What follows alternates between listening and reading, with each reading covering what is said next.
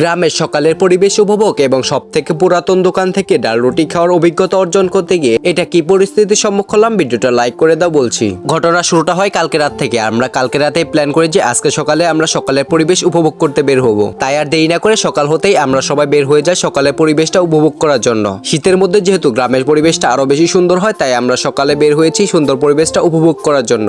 আমরা চলে আসি গ্রামের সব থেকে সুন্দর জায়গায়, আর এখান থেকে গ্রামের ভিউ অনেক সুন্দর দেখা যায়। প্রাকৃতিক পরিবেশের সব থেকে সুন্দর ছোঁয়া এই জায়গাটা থেকে পাওয়া যায়। এখানে চারিপাশে শুধু সবুজ ফসলের মেলা, চারিপাশে শুধু কুয়াশা আর কুয়াশা, শীতের একটি প্রচ্ছন্ন আবহাওয়া। ঠান্ডা বাতাসের এই মুহূর্তে আমাদের এখানে কাটাতে অনেক ভালো লাগতেছিল। তাই আমরা এখানে দাঁড়িয়ে আমরা এই চারিপাশের আবহাওয়াটা কতক্ষণ উপভোগ করলাম। আর একটু সামনেই ছিল সরিষা ক্ষেত। সরিষা ক্ষেতের সোনালী ছোঁয়া এবং কুয়াশার মেলা এই পরিবেশটাকে আরো দ্বিগুণ সুন্দর করে দিচ্ছে। এরপর এখান থেকে আমরা সরাসরি চলে আসি গ্রামের সব থেকে পুরাতন ডাল রুটির দোকানে। শীতের মধ্যে এখানকার ডাল রুটি নাকি অনেক মজাদার লাগে। তারপর খাবারটি দেওয়ার পর আমরা এটা ট্রাই করে দেখতেছিলাম এই শীতের মধ্যে এই ডাল রুটি খেতে আসলে কেমন লাগে। আমরা ট্রাই করে বুঝতে পারলাম এই শীতের মধ্যে কুয়াশা এবং রুটি আসলে অনেক মজাদার ছিল। আর এখন যেহেতু শীত, তাই এটা স্বাদ আরো অনেক গুণ বেড়ে গেছে। যাই হোক ভাই, আজকের দিনটা সকাল এবং অনেক সুন্দর ছিল।